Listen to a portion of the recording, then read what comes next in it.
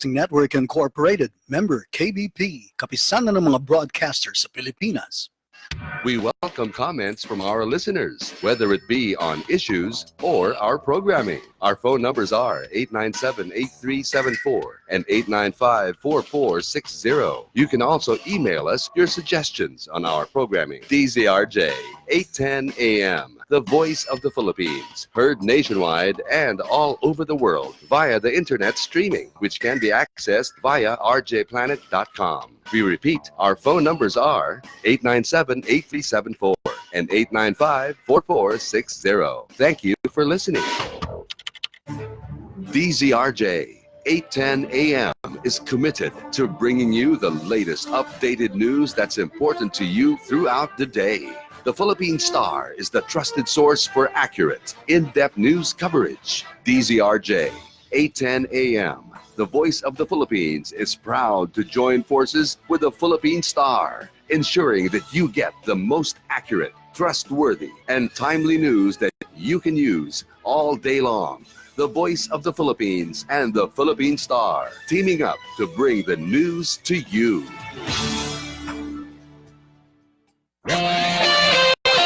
The views and comments of the hosts and guests are not necessarily those of the station. Radio Bandido, 810 AM. Para sa mga pulpul, para sa mga abusado, arogante, walang kwentang nilalang na nagtatago sa titulong public servant, empleyado ng gobyerno o politiko at kahit sino ka pa, yan ang tunog na lalatay sa'yo. Walang sisinuhin, walang sasantuhin, basta't tiwali, gigisahin ni Percy Lapid. Si Percy Lapid, dito sa Lapid Fire. Lapid Fire! Percy Lapid, matatag na sandigan ng mamamayan. Pader na di kayang gibain, ni naman kahit mga ulupong sa pamahalaan.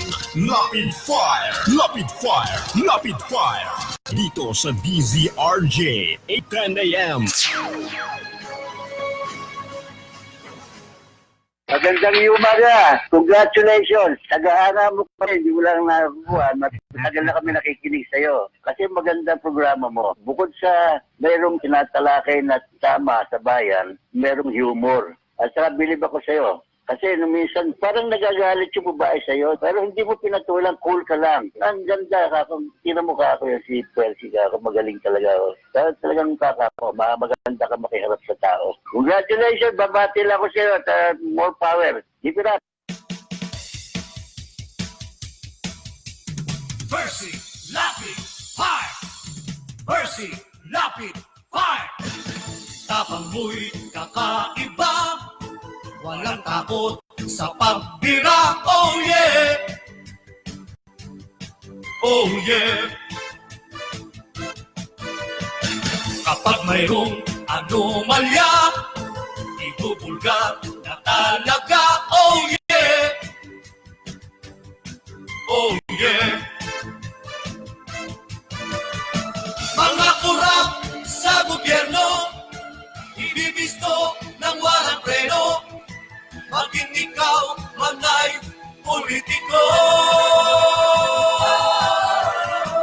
Artista man o kahit sino, pasasabugin ang baho mo. Sa Lapid Fire, walang sinisino. Percy Lapid Fire! Makapal man ang iyong mukha, sa Lapid Fire, iuubra. Oh yeah! Oh yeah! Kahit pader, ginigiba, basta't mali, binabangga. Oh yeah! Oh yeah!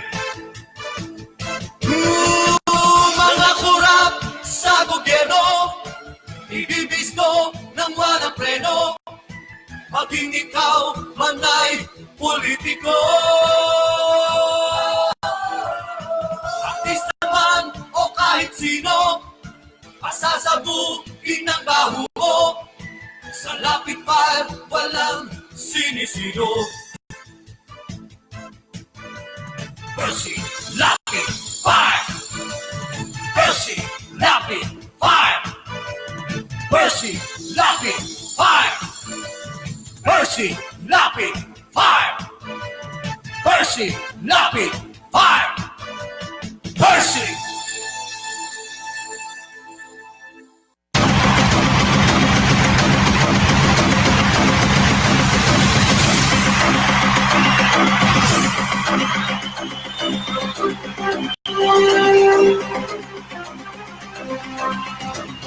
Magandang gabi po mga kaibigan. Ito po si Percy Lapid para po sa palatuntunang Lapid Fire na inyo pong napapakinggan Lunes hanggang Biyernes pagsapit po ng alas 10 ng gabi hanggang alas 12 ng hating gabi. Dito po yan sa makasaysayang himpilan ng DZRJ 810 ang Radyo Bandido. At gaya po naman ng dati, mga kaibigan, marami tayong pag-uusapan. At meron tayong mga linya ho dito sa ating himpilan na maaari po ninyong tawagan para po sa ating mga reaksyon ho. Ang ano ho natin, ang mga numero po natin ay 8954460. Ang isa po naman ay 897-8374. Meron din po tayong mga text line kung saan maring ipadala ang inyong mga reaksyon. Yan po ay sa 0917-581-6500 at 0919-991-8047. Sa mga nanonood po naman ng ating live streaming sa FB, sa gawing kanan meron po tayong chat room. Maring itype ang inyong mga reaksyon na ating pong babasahin sa kabuuan ng ating pagtatanghal. Nakakasama naman natin sa technical side ang ating technical director si Braille hanggang alas 12 po sa pagtatanghal ng palatuntunang Lapid Fire. Ang balitang ito ay hatid sa inyo ng Hataw. Number 1 sa balita, basta tabloid, Hataw. Balita, impormasyon at mga isyong may kinalaman sa bayan. Lahat isisiwalat ng walang takot, lilinawin, hihimay-himayin, matapang, ngunit malalim at makatotohanang komentaryo sa Lapid Fire. Lapid Fire, kasama si Percy Lapid.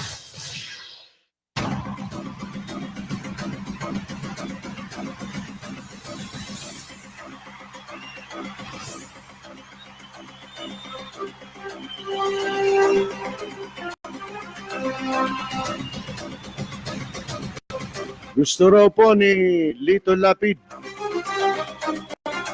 na isama daw bilang babala doon sa mga labels o yung mga marka ng brand doon sa mga simpleng household items na naglalaman ng mga toxic ingredients. Yun, gusto niyang lagyan ng babala yun. Parang yung sigarilyo. Nag-file ho siya ng walang kakwenta-kwentang bill. Number 58. Hazardous Household Substances Labeling Act. Sayang ho ang panahon, Napakinggan natin ang mga ganitong klaseng panukala.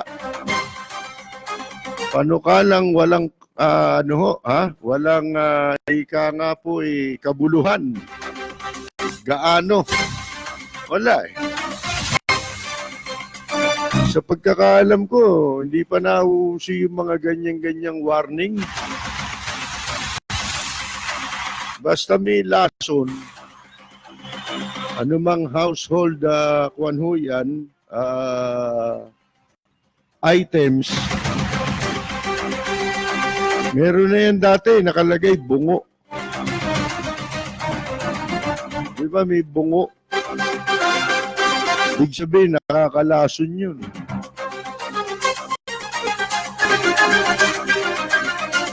Nakainom si Lito Lapid ng household items, na merong nakakalason, may toxic.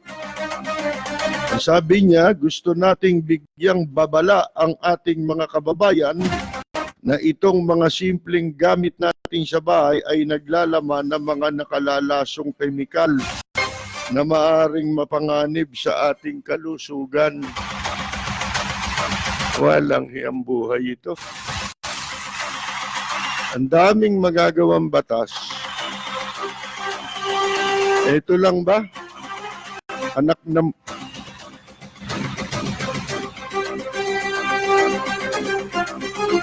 Ito lang ba, Lito Lapid?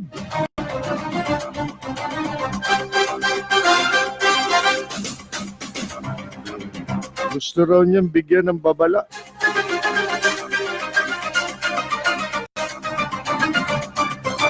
Mga kaibigan, ito lang ba, babala lang? Batas, senador. Kano sweldo niyan? Pwede ba kami na lang ang senador? Mas marami pa akong batas na gusto ko isa batas. Para na sa ganun, tumino ang ating pong bansa at ang ating lipunan. Yan lang ang batas na gagawin mo. Ano ito? Ang tawag dito? Hazardous Household Substances Labeling Act. Yan ba ang batas mo? Anak ka ng pu. Anak ka ng pu. Anak ka ng po. Winnie the Pooh.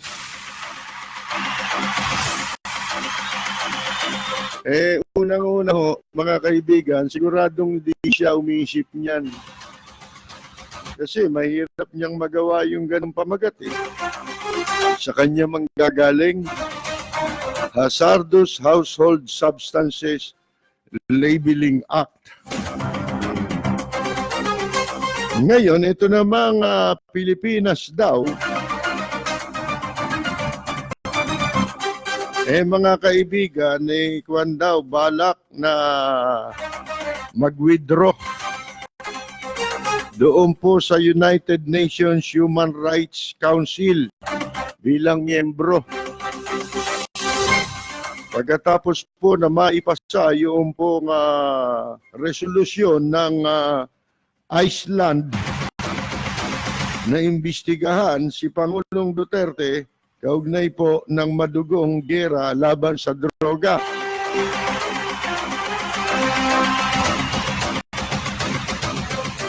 Ito ho'y nilabas ng UNHRC. Ano ho ito? Council. Sa botong 18 ang sumang-ayon, 14 ang hindi. At 15 ang abstentions. Ngayon, sabi naman ho nitong si Locsin ng DFA, mga kaibigan, walang embasya niya sa Iceland o kaya ay ang Iceland magkaroon ng embassy dito. Sakasakali siguro na ito po, mga kaibigan, ay mapagpasyahan na tayo po ay umalis na dyan po bilang miyembro sa United Nations Human Rights Council. Para makaalis ka dyan, umalis ka na rin sa United Nations mismo. Yan pala gusto Ito naman si Soto, yun ang nga sabi. Instead, sa halip daw na umalis sa UNHRC, ito pong Human Rights Council ng United Nations, ang Pilipinas ay dapat din daw ikonsiderang lumayas na rin bilang miyembro ng United Nations. Ang ganda ng mga payo nito mga taong ito, no? Di ba may kasabihan na two heads are better than one? Pero sa pagkakataong ito, mga kaibigan, hindi totoo yun. Hindi makatotohanan po yun, mga kaibigan. Hindi totoo. Kahit pa sabihin nating many heads, hindi lang dalawa, are better than one, hindi ho totoo. Bakit ika nyo? Yung proposal nung isa, umalis sa Human Rights Council na may kaugnayan sa itong Human Rights Council ng United Nations. Ito naman si Soto, nagpayo. Malis na tayo sa United Nations. Kaya tayo mag-membro dyan. Yun ang ibig sabihin nun.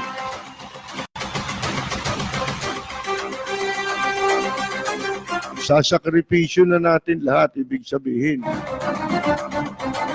Ibig sabihin ni Soto, pag may daga sa bahay, sunugin natin yung buong bahay. Para walang matira, di ba? Pati bakas ng daga, patay. Lintik na mga utak yan, oh. Ito mga utak na ito, eh. Kailangan mo pang gamitan ng microscope para malaman mo sila may utak. Yan ang sinasabi natin. Ang dami ano ba to? Tagapayo ba to si Soto? O gusto niya magkamali? Nagpapanggap na ika nga po kunyari matapat. Pagkatapos nagpapayo ng mali. Bakit ika nyo? Hindi ba ano yun? Ang tawag doon defeatist attitude. Defeatist attitude. Wala pang napapasimulan, ayawan na sa Tagalog. Ayawan na. Uwian na. May nanalo na. Ganun kagad eh. Gerahan niya yan. Alis na tayo dyan.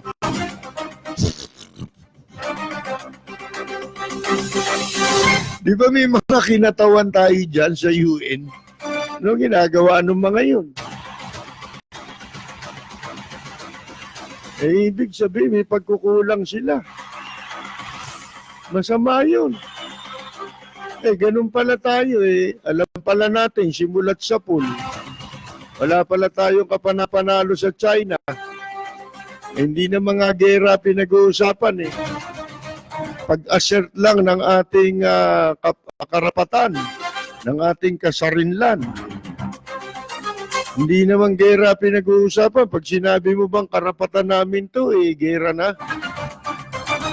Hindi pa nga ganon. Mga kaibigan, matagal na yung issue na yan sa West Philippine Sea. Ibig ba natin sabihin, simulat sa pulong, maupo yung administrasyon Alam nilang wala, ganyan ang mangyayari. Ba't pa sila nandyan? Hindi ba? Wala pala tayong gagawin. Defeatist attitude mga kaibigan dito nyo lang narinig yan Bandang uli, may gagamit niyan. Lahat naman dito nagsisimula. Si Isko Moreno nga sabi, hindi niya ako tatakbo. Wala niya sa plano natin yan. Bakit? Ang daming gumaya Meron pa Arsenio Lacson daw. Sabi naman ni Isko, hindi ako si Arsenio Lacson. Nakakaiya naman kung ikukumpara niyo ko ron. Walang comparison. Kung nabubuhay si Lacson nakakaiya. Sino ba nagkumpara? Ang layo ng comparison. Palibasa, yung nagkumpara nun, hindi kilala si Lacson. Narinig niya lang. Sana nagbasa man lang siya. Para nalaman niya kung anong klase si Lacson. ilang panahon na nakakaranin, ilang taon lang ha, isa, dalawa. Tinatalakay namin dito yan eh. Si Lacson, una pa nga nung upo ni Presidente Duterte, doon namin siya kinumpare eh, nung bagong upo yan eh. Si Lacson, bakit? Yung magaspang ang pananalita. Kanto boy. Tapos, yung nagkumpara kay Isko ron, medyo sulat, para may maisulat lang, ganon. Para lang may maisulat, may masabi. Yan. Kasi hindi nagbabasa, di ba? Sana nagbasa muna bago mo ikumpara yung tao. Kasi malayo eh. Di ba? Iba yung style. Ang totoo niya, marami nagtangkang gumaya kay Lacson.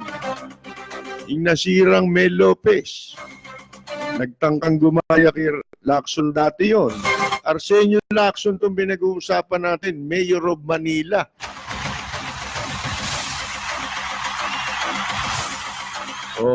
Mga kaibigan nabigo eh.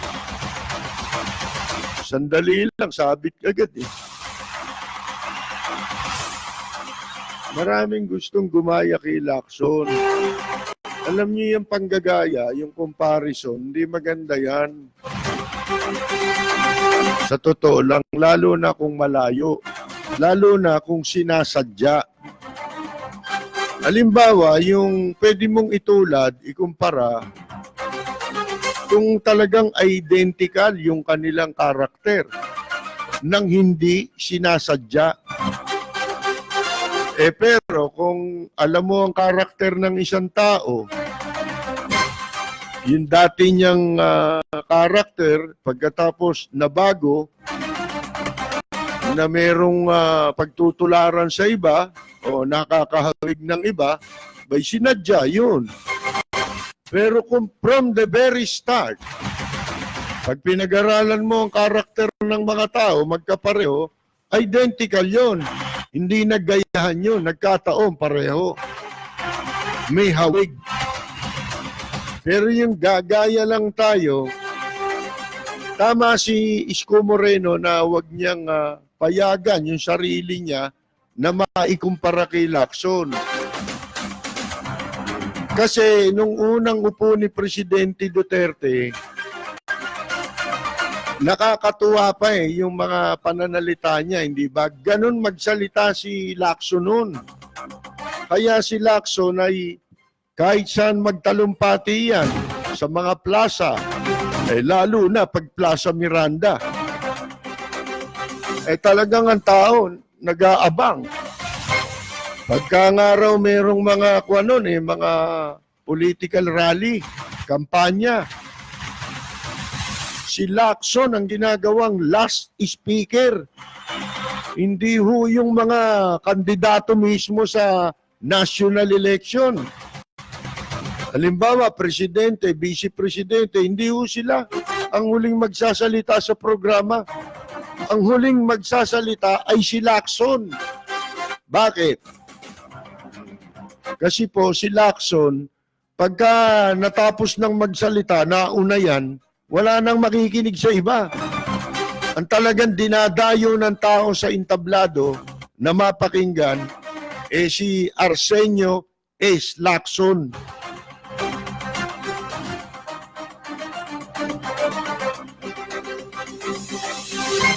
Pero hindi pa nila na yun. Sa umpisa lang, ang pagkakawig lang ni Presidente ron, yung medyo nagmumura. Si Lacson, nagmumura rin yun. Pero yung pinagtsatsagaan, talagang inaabangan para mapakinggan, walang makaka-duplicate nun. Kahit na uso ng ngayon, yung pag-duplicate ng kandado at saka ng susi, si Lacson, di mo maduduplicate. Iba si Lacson, mga kaibigan. Ho? Malayo sila. Aba, no? Ano pa ba yung mga balita? Meron pa. Marami pa tayong pag-uusapan. Ha? May sagot nga si Rocky. Si Harry. Na ano raw ba ang pinagkakaabalahan nitong mga ito? Sa pagbanat sa United Nations Human Rights Commission. Ang sabi niya, wala namang ngipin yan eh. Yan eh, tigring walang ngipin, bungal yan. Ano pinagkakabalahan ninyo? Yun ang napansin na natin, di ba? Una pa man, ano sabi natin, eh parang praning itong mga to. Pag nakarinig ng hindi pabor, pati sa Facebook, defensive agad, paparanoy, takot na takot mawala. Hindi pa nga nag-uumpisa, kaya sabi sa inyo, defeatist attitude eh. Eh bueno, magbabalik po ako pagkatapos ng ilang mahalagang mensahe mula po sa ating himpilan. You're listening to DZRJ 810 AM. We'll be right back after these reminders. Bahay, tibay, ang bilis, ilagay. Isang araw lang siya, may bahay ka na. Jacinto Steel Bahay Tibay Stormproof Steel Houses. May lupa ka. Isang araw lang, may bahay ka na. For as low as 145,000 pesos only. Bumagyo man o lumindol o bumaha, basta may lupa ka. Isang araw lang siya, may bahay, tibay ka na. Call or text 0917-875-1867 or email admin@jacintocolor.com.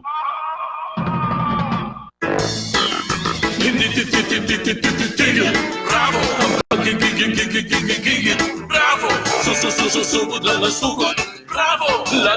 Laging good na good. Basta may bravo. Ready ako. Ready ako. Ready na rin ako. Bravo! Food supplement for men. Ang bagsik mo. With proper diet and exercise. Mahalagang paalala, ang Bravo ay hindi gamot at hindi dapat gamiting panggamot sa anumang uri ng sakit. Radio Bandido, 810 AM. Balita, impormasyon at mga isyong may kinalaman sa bayan. Lahat isisiwalat ng walang takot. Lilinawin, hihimay-himayin, matapang, ngunit malalim at makatotohanang komentaryo sa Lapid Fire, kasama si Percy Lapid.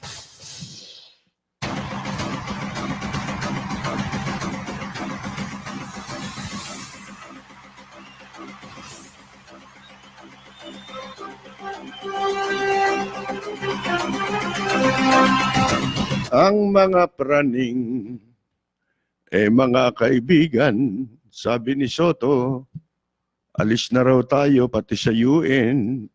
Praning, di ba? Paranoid yung reaction, defeatist attitude.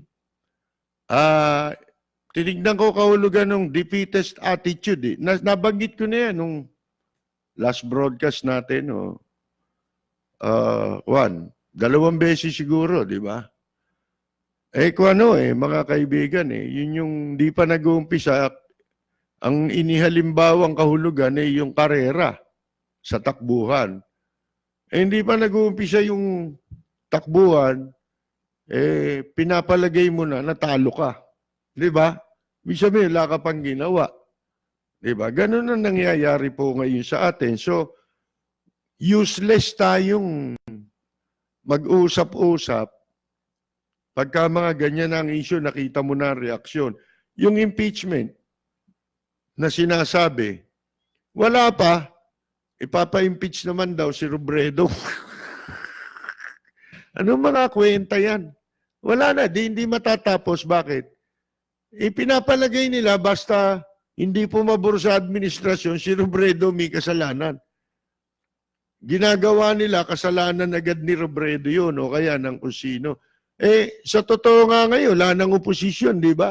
Yung Liberal Party sa House of Representatives, sumanib na sa kanila, di ba? Sa administrasyon. Ano pa, oposisyon? Ano pa gagawin nakasalanan ni Robredo ngayon para punahin ng gobyerno? Katunayan, yung pagpuna sa gobyerno, tsaka opinion niya yun eh. Bakit siya mai-impeach na sasabihin niya may impeachment? Proseso yan eh. Ang problema, paranoid yung dating agad. Wala pa nga eh. Di ba? Unang-una, ano sabi natin? Hindi magpo-prosper eh. Bakit? Hindi naman parang United Nations din yan eh. Numbers game din yan eh. Di ba? Ano ibig sabihin ng numbers game? Paramihan ng bilang. Sa palagay nyo ba, pag may nagpa-impeach kay Presidente, ako una nagsabi niyan eh. Hindi pa sinasabi ni Panelo yan, sinabi na natin eh. Tsaka niya lang sinabi. Di ba? Numbers game ang Congress. Ang Senado, ganun din. Lahat naman numbers game. Yung Supreme Court, numbers game din yan. Kaya, yung pong impeachment, kung ako yan, pababayan ko, mag-file kayo kasi karapatang mag-file. Pagkatapos tinatakot, pati PNP, pwede raw arrestuin yung magpa-file ng impeachment. Nung una, di ba, binawi lang eh. Kundi mga sip-sip book, mga kaibigan nagsisip-sip, mali eh. Hindi ho ba? Inuunahan nila ng sip-sip para makapagpakita ng katapatan, mga kaibigan. Ngayon, eto yung pagsikat ni Isko Moreno ngayon, hindi nyo ba napupuna eh? Ang dami nagpupuntahan kay Isko. Bakit? Nag-i-invest. Ibig sabihin, pagpalubog na barko ni Presidente Duterte, malapit na 2022, palapit ng palapit, meron silang tatakbuhan. Meron silang panibagong bangka na tatalunan, mga kaibigan. Ganyan nga mga politikong yan eh. Yan yung sinasabi natin nung simula pa. Baka nga, kung ako, oposisyon, tatahimik na ako ngayon eh. Bakit? 3 taon na lang eh. Bakit ka pa kokontra? Di ba? Para saan yung kontra mo? Ano kokontrahin mo? Kung lahat kokontrahin mo, baka sa bandang uli, makasama pa. Di ba? Halimbawa, maiaalis ba natin gumawa ng senaryo yung administrasyon para hindi matuloy ang eleksyon sa 2022? Hindi ho ba? Pwede yun eh. Possible yun. So, ano dapat mong gawin? Kung tatahimik ka, hindi ba? Kung tatahimik ang oposisyon, wala silang magiging dahilan. Kasi yan ang gagamitin nilang dahilan eh. Hindi ba? Ang pinakamaganda, wag na silang pag-usapan. Sa totoo lang. Kasi wala naman tayong pag-uusapang maganda eh. Hindi naman usapan ito na mahinahon eh. Wala tayong makukuha sa kanila. Hindi katulad dito sa Maynila, meron tayong nakukuha. At least meron tayong nababanaag na pag-asa. Yung sinasabi ni Isko na wala siyang plano, totoo kahit ang dami na nagsabi niyan eh. Walang plano, walang plano. Di ba? Ngayon, una ko narinig kay Marcos. Si Marcos ang una nagsabi na yung presidency, destiny, nakatadhana ang maging Pangulo. Nakita ninyo. Totoo yun. Di ba ngayon, sinasabi na rin yan, kahit yung mga galit kay Marcos eh. Si Robredo. Di ba dilawan, sabi ninyo? Pero pagdating doon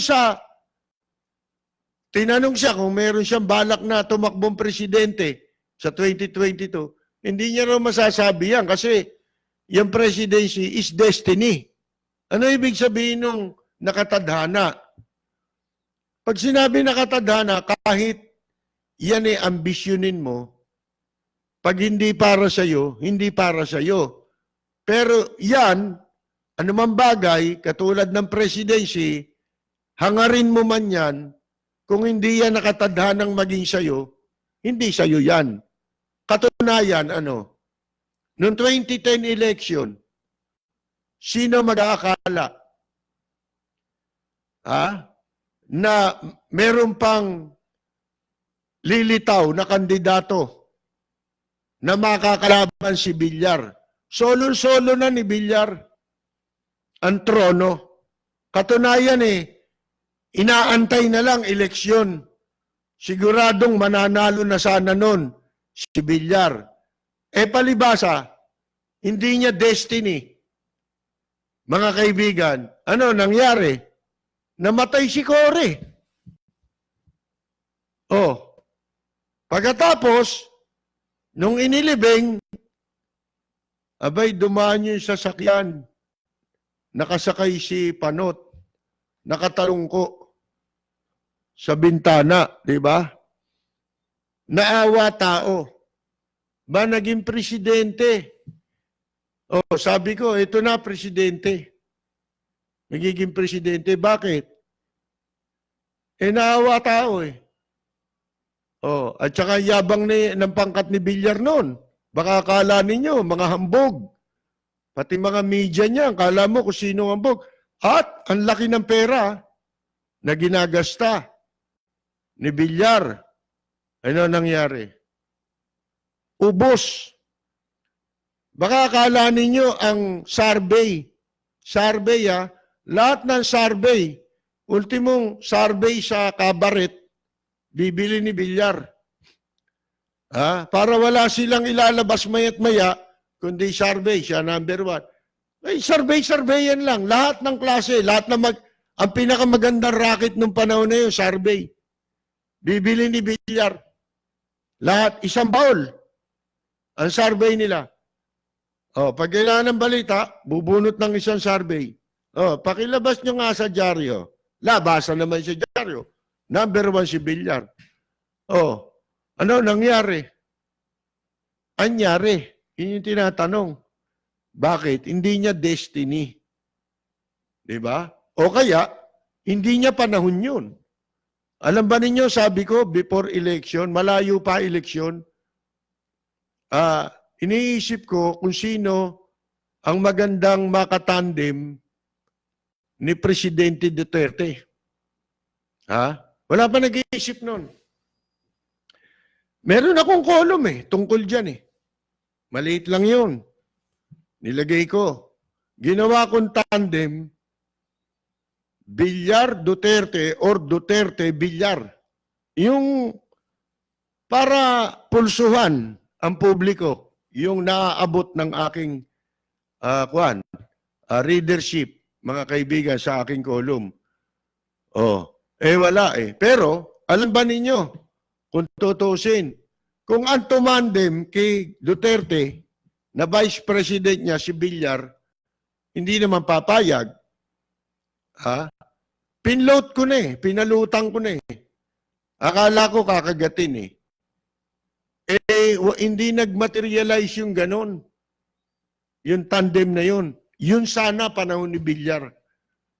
Mga kaibigan. Wala sigurong plano dahil ang gusto makabawi. Kaya yung mga prime water ngayon dyan,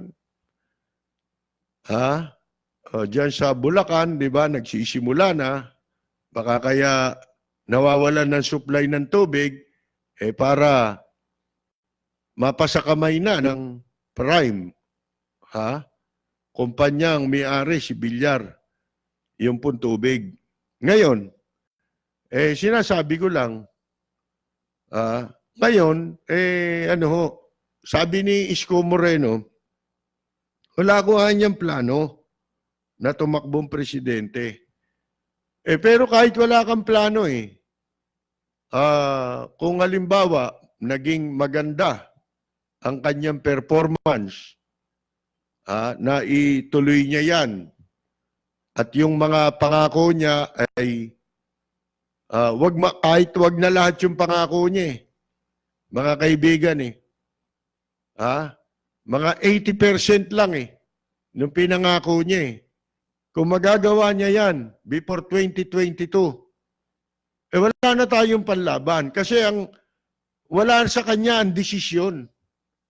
Mga kaibigan, kahit sabihin mo na ayaw niya, wala sa iyo ang desisyon Kung talagang ikaw na lang ang pwedeng ipanlaban dahil nakita yung magagawa mo, yung kakayahan mo na ipatupad ang batas. Kita mo, ultimo Malacanang nagpupunta na kay Isko Moreno. Bakit? Hindi, dalawang bagay yun. Nakikiramdam sila kung si Isko Moreno may plano. Kasi ang administrasyon ngayon, ang daming nagsisip-sip dyan para yung iba, ang pakay nila, makuha nila yung suporta ni Presidente Duterte sa kanilang pagtakbong presidente sa 2022. Kaya katulad nila Soto, kung makalolipap, daig pabading, mga kaibigan, di ba? Yan yun Ngayon, wala na ho lahat yan Useless na silang pag-usapan ngayon, kaya lahat ng gimmick ginagawa nila. Katulad si Soto, kahit alam niyang magmumukha siyang gago sa mga pinagsasasabi niya, nagsasalita siya kahit katangahan, kagaguhan, para lang mapag-usapan sila. Pero hindi nila nakukuha yung point. Kapareho din ang sinabi natin nung panahon ni Panot bago mag-eleksyon. Ano sabi ko? Hindi nyo nakukuha ang point. Ano yun? Ang issue ngayon, hindi yan kung ano-ano sinasabi ninyo. Ang issue ngayon is rule of law. Panahon ni Panot, nung tumakbo siya, 2010, si Villar, di ba? Panayang kwan. Economista, ganyan, di ba? Ano sabi natin? Hindi yan ang problema. Ang problema is graft and corruption. Yan ang issue. Di ba yun ang ginamit nila Panot na issue? Graft and corruption. Talo si Villar. Talo lahat ng presidentiable. Noong 2016 election, ano sabi ko? Bago mag-election, hindi nyo nakukuha yung point Ang issue is rule of law. Di ba, later part ng administrasyon ni Panot, ang daming patayan. Yung mga riding in tandem, hindi ba? Nag-aabang lang ng sasakyan, hablutin yung kwintas. Mga kaibigan, ang dami niyan. Lumala ang krimen, panahon ni Panot. Kaya sabi ko, rule of law ang issue. Yun na naging issue, di ba? So, ngayon, mga kaibigan, so far, nabigla nga ako Hindi ako makapaniwala. Wala pa isang buwan si Isko Moreno, di ba? Nakaupo. Hindi ako makapaniwala na maabot niya yung ganyang estado. Na isa na siyang presidential, kung tawagin dati yan, presidential timber Naging overnight sensation, mga kaibigan. Naging rockstar overnight. Bakit? Rule of law. Yun yung inantay natin na mangyari sa administrasyon ni Presidente Duterte. Wala nangyari. Unruly nangyari. Di ba Hindi rule of law. Aminin natin at siya hindi. Ayun ang nakikita natin ngayon. Wala na sila lahat. Lahat na nag-a-aspire. Ang daming binubo. Hindi mo kailangan gawin yan. Kasi sabi nga ni Marcos, at totoo naman na sinasabi niya, destiny yan presidency. Di ba? So, sabi ni Isko Moreno, baka mas lalong problema yan. Utang na loob ko sa taong bayan, sa Maynila, we deserve something else. Siguro, ang tinutukoy niya, ma-deliver niya yung kapalit ng botong nakuha niya. Yun yung mga pangako na ipinangako niya sa Maynila. O kaya, hindi man niya ipinangako, basta't sa ikabubuti ng Maynila, magawa niya. Yun yung ibig niya sabihin. Pero, hindi masasabi yan. Sabi mo lang yan. Marami na rin nagsabi niyan. Pero ngayon, sino nakikita niyong presidentiable? Wala na. Lalo, especially Manila boy tayo eh. Di ba? Tayo yung mga taga Maynila. Kinalungkot natin na walan tayo ng pambato nakaraang eleksyon. Ngayon, meron na. Sabi ko sa inyo, yung mga bayani, isinisilang yan eh. Di ba? Bigla na lang susulpot yan eh. Katulad halimbawa, ito. Si Magsaysay. Si Presidente Magsaysay. Alam ba ninyo si Presidente Magsaysay nung simula, siya'y Defense Secretary. Bata siya ng Amerikano eh. Katunayan sa pagtakbo ni Presidente Magsaysay, noon itinatag yung NAMPREL, National Movement for Pre-Election. Yung NAMPREL. Alamin nyo kasaysayan yung NAMPREL. Pero lumitaw na yung NAMPREL ay napabalita na yan daw ay CIA ang nasa likod. Ibig sabihin, talagang sinuportahan ng Amerikano si Presidente Magsaysay. Naging sa panahon ng kampanya, napaniwala ni Magsaysay na siya talagang makabayan. Mahal niya mga mahihirap, mga maliliit, mga magsasaka. Mahal niya yan. Yun ang kampanya. Mga kaibigan. Pero ang ine-expect, parang yung sa Cuba. Hindi ba? Sa Cuba, yan sila Fidel Castro, si Che Guevara. Nagpanggap silang Nung una, bata sila ng Amerikano. Nung sila napwesto na, komunista pala sila. Pro-communist pala sila. Kaya nangyari kay Magsaysay, yung suportado siya ng Amerikano, pero ang image na ginawa sa kanya ay siya ay nationalist. Yan, di ba? Pero nung naupo si Magsaysay, nanalo. Nagbago pagkatao ni Magsaysay. Naging totohanan yung kanyang pagiging makabayan. Pero hindi siya komunista. Kaya ina-attribute yung aksidenteng nangyari sa sinasakyan nilang aeroplano, kagagawan daw, sabotage daw yun. Mga kaibigan. Pero may hirap patunayan yun.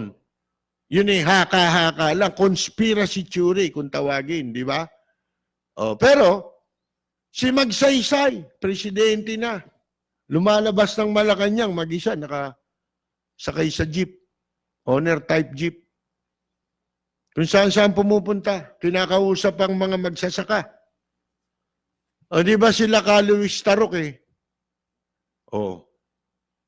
kinausap niya, ang kumausap niya si President Magsaysay, di ba? Yung mga kalaban ng pamahalaan nung araw para sumuko sa gobyerno. Si Magsaysay yun Si Arsenio Lacson, ganun din. Kaya lang, iba namang style. Di ba? Pero from the very start, si Lacson, talagang iba Iba dating. Katunayan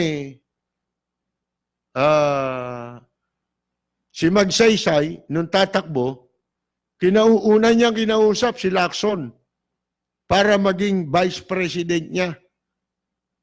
Kaya lang, ang sabi ni Lacson, hindi pa panahon na siya tumakbo na vice sa national election bilang vice o presidente. Pero si Lacson may ambisyon na na maging presidente ng Pilipinas. Oh. Hanggang sa kinalaban niya rin si Magsaysay. Kinampihan naman niya si Diosdado Macapagal. Oh, lumipat pa siya ng partido. No nga, uso na yung mga lipat-lipat eh. Kahit sabihin mong two-party system pa tayo nun eh, nasyonalista, liberal eh. Oh, mga kaibigan, lumipat pa yan eh. Sinuportahan si Macapagal sa Liberal Party. Mga kaibigan, di ba?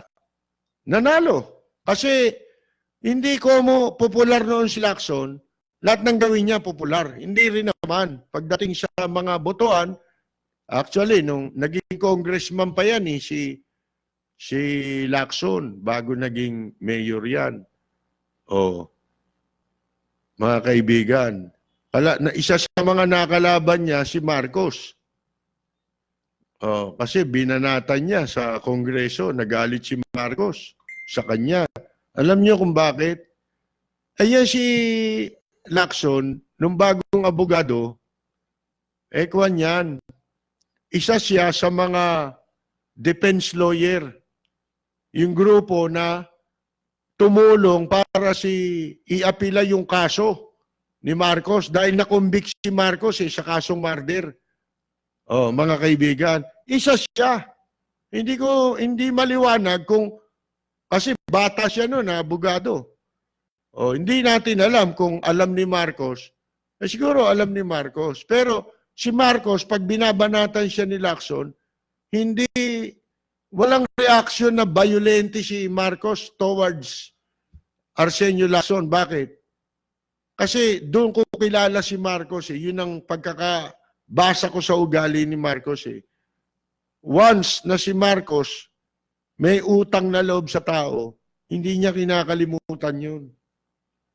Ha? Mga kaibigan, hindi kinakalimutan ni Marcos yun. Si Marcos, isa sa pinakamagandang katangian niyan, yung tumanaw ng utang na loob sa tamang pagtanaw ng utang na loob. Hindi yung tumatanaw ng utang na loob pero maraming ikinukompormiso. Yung ikinukompormiso ang interes ng taong bayan. Yun yung madalas nating sinasabi. Hindi ho masama, President Duterte, na tumanaw ka ng utang na loob sa mga taong nakatulong sa iyo. Pero ngayon bayad na sila at sila ay maraming nagawang perwisyo sa iyo. Sa totoo lang. Marami sa mga pinaglalagay mo sa pwesto, ang iginawa ka ng kaaway. Hindi ka tinulungan. Ha? Akala mo tinulungan ka nila dahil nagsisip-sip sila sa iyo. Hindi totoo yun. Kasi hindi nakabuti sa iyo. Bakit? Ang mahal nila yung pwesto, hindi ikaw. Sa totoo lang. Oh, mga kaibigan. Di ba? Hindi katulad ni Marcos. Si Marcos tumatanaw ng utang na loob pero sa tamang paraan. Hindi ikino-compromise ang ang interest ng taong bayan. Doon tayo nagkakamali eh. O ngayon, etong si Isko Moreno, hindi siya pwedeng ikumpara nga naman kay Lacson. Totoo yun. Siguro, pag sinabing nag-aalalakson ka, mag-isip ka, may bumobola sa'yo. Di ba? Binobola ka eh. Hindi naman ganyan si Lacson eh. Si Lacson, ibang klase. Mga kaibigan, lalaking-lalaki si talagang natural na ni Lacson yun. Oo. Tsaka si Lacson, talagang naging guerrilla rin yan. Lumaban din sa gera yan, mga kaibigan. Batang Maynila, pero yan, pinanganak yan sa Ilonggo yan eh. Ha? Hindi ko malaman kung saan yung probinsyang pinanggalingan. Basta si Lacson, Ilonggo yan. At si Lacson ay isang komentarista sa radyo at sa television. Later on, naging broadcaster Anak niya yung naging DJ nung 80s. Naririnig nyo sa FM. There was a time naging newscaster pa sa television to eh. Si Bingo Lacson. Anak ni ano yun? Ni Arsenio Lacson yun. Ang pamagat ng programa ni Lacson sa radyo at sa television ay In This Corner. Mga kaibigan, bandang huli, ito si Ruther Batigas, nagkaroon ng column sa dyaryo, yun ang ginamit niyang pamagat. In This Corner. Pero yun ay pamagat ng programa sa radyo at sa television ni Yumaong Arsenio Lacson, mayor ng Maynila, mga kaibigan. Ngayon, sabi ni Moreno, hindi pumapasok sa isipan daw niya yung pagtakbo na yan sa presidente. Yun ang totoo eh. Kasi kita ninyo, uhaw na uhaw. Bakit ho? May nakapagsasabi, katulad ko, na pwede ka ng presidente. Bakit? Nauuhaw tayo eh. Sa accomplishment ng mga public official.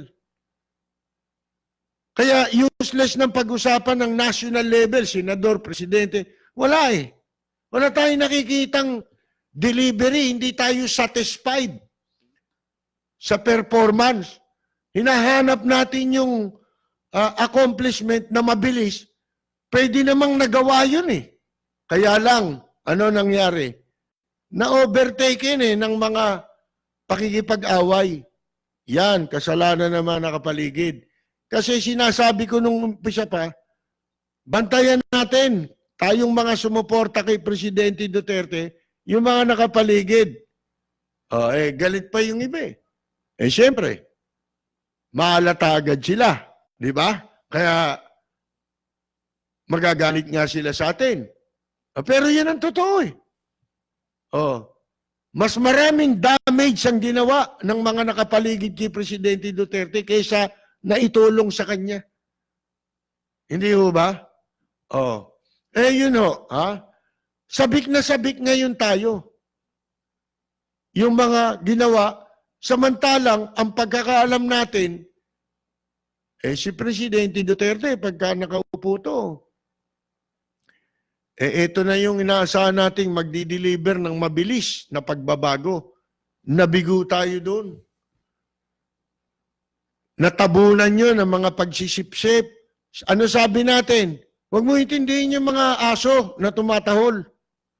Para ka naglalakad sa kaharian ng aso, lahat ng madaanan mong aso, tumatahol sa'yo. Kung lahat yan, bawat madaanan mong aso, tatahulan, yan ang haharapin mo, hindi ka makakarating doon sa pupuntahan mo. Lahat naman ng presidente, binabanatan. Bakit? Accountability yan eh. Demokrasya to eh. Mga kaibigan, aminin natin hindi, nanalo ka under the present constitution. Walang dahilan para hindi mo kilalanin yan. Diyan ka nanalo. Sumali ka dyan. Di ba? Kinilala mo yan in the first place nung tumatakbo ka. Ngayon, yun din ang ginawa eh. Binigyan ng pagpapahalaga. Ako tuloy, nagdududa na baka talagang sinasadya rin nila yun. Para yung pagkukulang, maibintang na lang sa iba. Yung hindi nagawa. Sipin ninyo, vendors, Divisoria, hindi nagawa ng MMDA. Ilang beses inutos. Philippine National Police, hindi nahuhuli ng ngongotong sa illegal terminal, sa vendors. Sindikato yan. Simple gagawin mo. Sundan mo yung nangongolekta. Saan niya dinadala? Iningreso, dinalaro sa tao. Hulihin mo na. Pati yung pinagdala ng pera. Hindi ba ganun kasimple? Wala. Bakit? kumokotong eh. Di ba? Tapos, pagtatakban niya yung kalokohan niya, babanatan yung kalaban ni Presidente Duterte. Hindi naman siya spokesman. Di ba ganyan ang ginagawa lahat ng mga kasama ni Presidente Duterte? Nakikibanat para mapansin yung loyalty at matakban yung katarantaduhan. Oh, mga kaibigan, yun ang nangyari. Kaya yung pagkakataon na yung pag-focus ng atensyon ng taong bayan kay Isko Moreno, hindi sinasadya lahat yun. Ano nag-trigger? Yung pagkauhaw ng tao, ng publiko, sa magagawa ng mga nakaupo sa gobyerno na hindi nila nakikita. Dito nakita nila. Ano yun? Rule of law. Naipatupad ang rule of law. Hindi ho ba, mga kaibigan?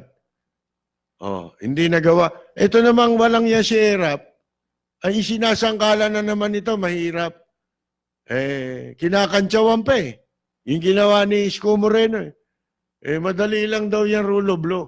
Tama daw, rule of law. Kita mo? Kaya lang, sabi niya, paano yung mga taong hindi totoo yun. Kinikikilan niyo yun eh. Sana kung hindi nagbibigay sa inyo yun. Maniniwala kami na awa kayo ron.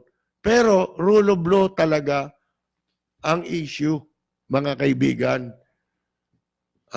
Hindi na nakikita ng tao yung rule of law, yung kawastuhan ng batas. Kaya kita mo, yung mga vendors, di ba? Nagtaka tayo, paano nagawa yun ni Isko Moreno? Paano nagawa? Naalis ng pulis? Yung dati nilang hindi ginagawa, pag ginagawa nila nung araw, kinabukasan, babalik din. O kaya mamaya lang. Photo ops lang, photo ops. Papakita lang sa camera. Inalis. Para for public consumption, ika nga. Di ba? Yan ang yan ang nakapagtataka. Nagawa naman nila noong nakapaupo na si Isko Moreno. Hindi nagawa dati, nagawa nila. Ibig sabihin, kasali rin sila rin sa pagkita, kaya lang, hindi sila makaporma. Bakit? Takot sila kay Erap. Yung mga bumabanat ngayon kay Erap, ba't ngayon wala na si Erap, binabanatan nyo na? Di ba? Samantalang nung bayani nyo si Erap, di naman si Bonifacio. Mga kaibigan, di ba? Yan ang mga tuusin ninyo. Nagtaka pa yung iba eh. Tama mga naman yun, Anya. Yung mga bayani, hindi dapat binababoy. Tingnan mo, biglang tumubo ang pagka makabayan, nung wala na kasi si Erap. Pero nung nakaupo si Erap, araw-araw kung binabanatan, di ba? Pinalilitaw niya siya si Bonifacio. Dito nyo lang lahat narinig yun eh. Meron pang ginagawa ngayon si Isko Moreno, lahat eh. Parang dito na, sa pagbabalik ng programa natin, meron tayong isang proposal. Tingnan natin kung magagawa ni Isko Moreno. Sa pagkatapos lamang po ng ilang mga mensahe mula sa ating himpilan. This is DZRJ 810 AM, Radio Bandido, broadcasting nationwide on 50,000 watts, streaming worldwide on facebook.com/DZRJ 810 AM. Raja Broadcasting Network Incorporated, member KBP, kapisanan ng mga broadcasters sa Pilipinas. We welcome comments from our listeners, whether it be on issues or our programming. Our phone numbers are 897-8374 and 895-4460. You can also email us your suggestions on our programming. DZRJ 810 AM, the voice of the Philippines, heard nationwide and all over the world via the internet streaming, which can be accessed via rjplanet.com. We repeat, our phone numbers are 897-8374 and 895-4460. Thank you for listening. DZRJ 810 AM is committed to bringing you the latest updated news that's important to you throughout the day. The Philippine Star is the trusted source for accurate, in-depth news coverage. DZRJ 810 AM, the voice of the Philippines, is proud to join forces with the Philippine Star, ensuring that you get the most accurate, trustworthy, and timely news that you can use all day long. The voice of the Philippines and the Philippine Star, teaming up to bring the news to you. Radio Bandido, 8:10 a.m. Balita, impormasyon at mga isyong may kinalaman sa bayan. Lahat isisiwalat ng walang takot. Lilinawin, hihimay-himayin, matapang, ngunit malalim at makatotohanang komentaryo sa Lapid Fire. Lapid Fire. Kasama si Percy Lapid.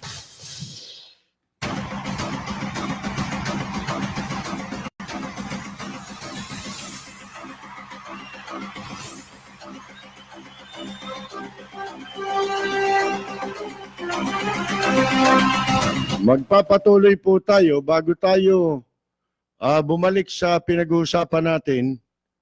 Nais ko munang batiin si Roxanne Guillermo Rankin ng West Palm Beach, Florida. Roxanne Guillermo Rankin. Ang hindi ko lang alam kung kamag-anak siya ng isa sa mga paborito nating singer na si Kenny Rankin. Bira yung pangalan na yun eh. Bueno, mga kaibigan, balik tayo kay Isko Moreno. Eto Maynila, pag-usapan natin. Di ba sinabi niya nung isang araw, show window ang Maynila? O di ba sinasabi natin nyo, ang Maynila ang mukha ng Pilipinas? Lahat dito galing eh. Yung mga ideas eh. Eto, subukan natin. Arsenio Lacson, tinutulad ka kay Arsenio Lacson. Alam ba ninyo Eto, binanggit ko ito kay Mayor Alfredo Lim.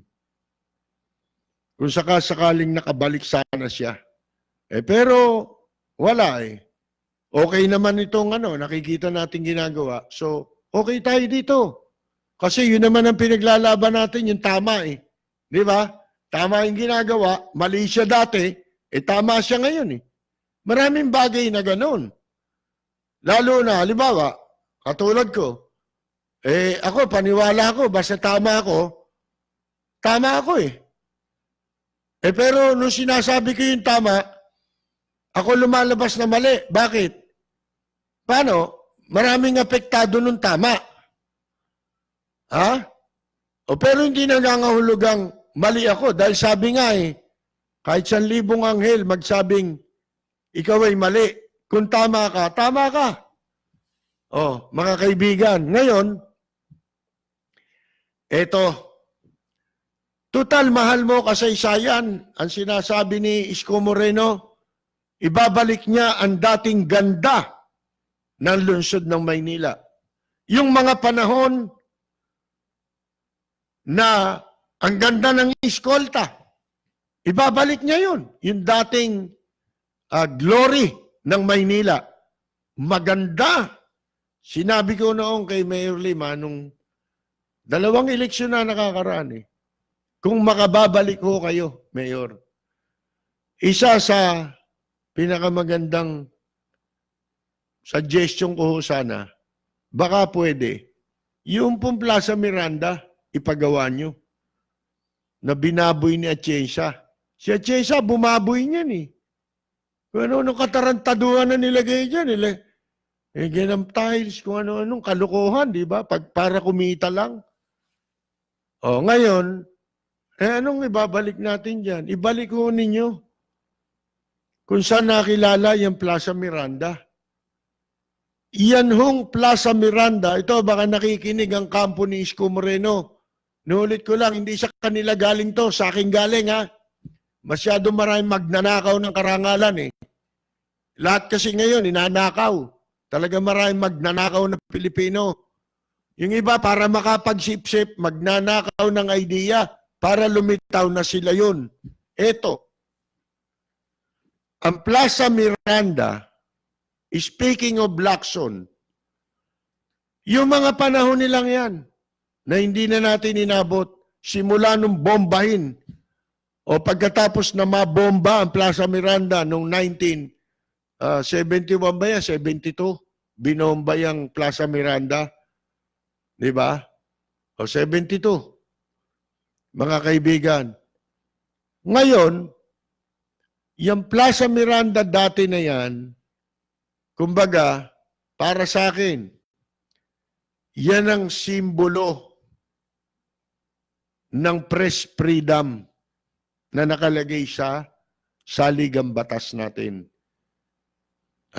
Yung kalayaan sa pagsasalita. Kung tawagin niya, bastion of press freedom. Yan ang simbolo. Sumisimbolo sa Plaza Miranda kung bakit kilala ang Plaza Miranda sa paghahayag ng freedom of speech. Mga kaibigan, dyan, in-exercise yan ng lahat ng mga namuno sa bansang ito, mga sinaunang namuno ng bansang ito, wala yatang hindi tumindig dyan eh. Di ba may nagsasabi pa, can you defend that in Plaza Miranda? Kaya mo bang ipagtanggol?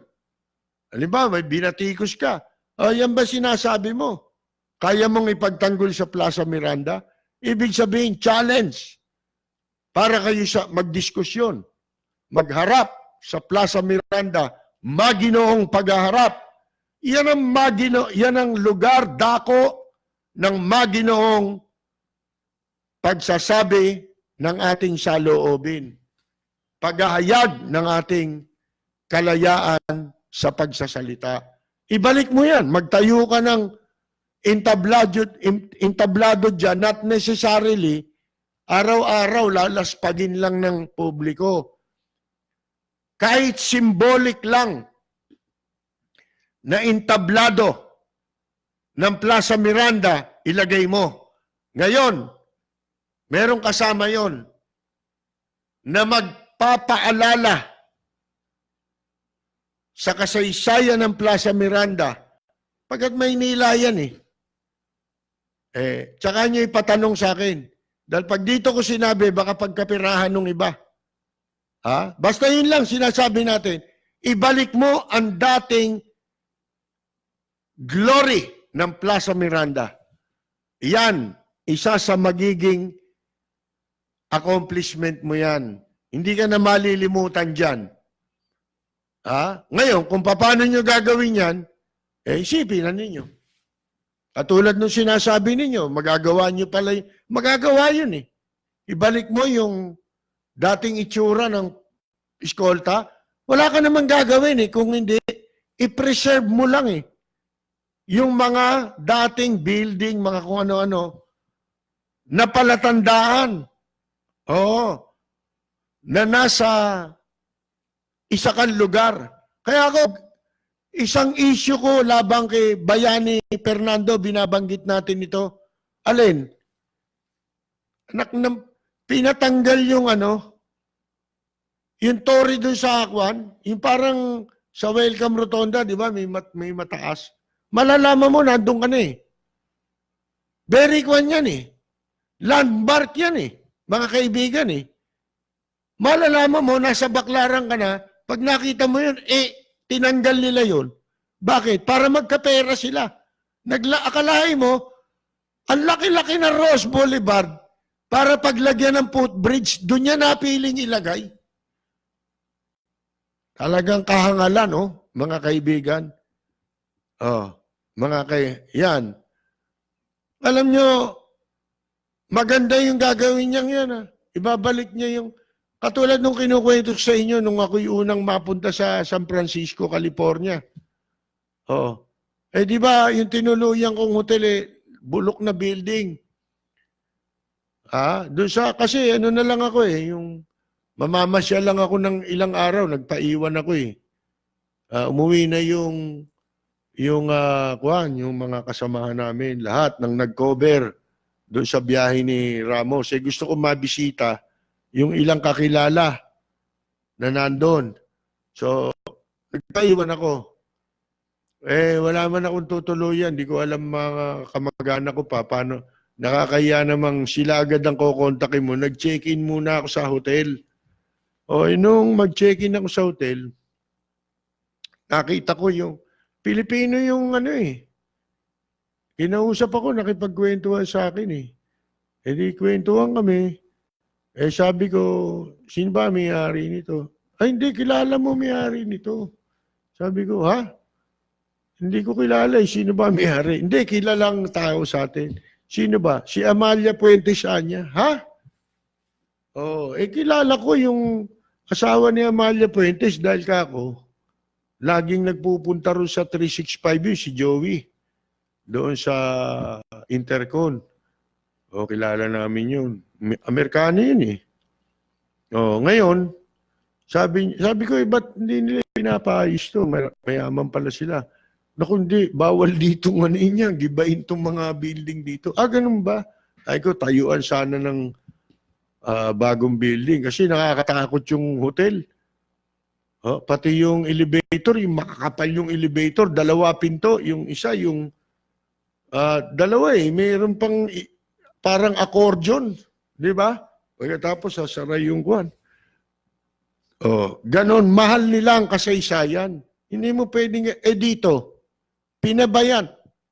Nilapastangan ni Erap ng katakot-takot, binaboy ang Maynila, ginawang bosabos ang mga taga Maynila, mga kaibigan, sinalaula ang kasaysayan. Yung Army and Navy Club, di ba? Pinagkakwarta, kanino yan? Tingnan natin kung talagang mapapaimbestigahan lahat ng pinagagawa niya. Yung PMB building sa Escolta, pinagiba, di ba?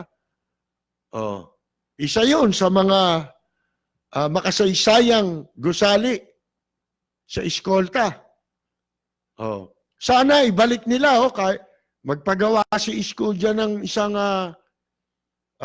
sinihan na kahit na maliit lang, kamukha nung nung nandun dati na sinihan. Di ba?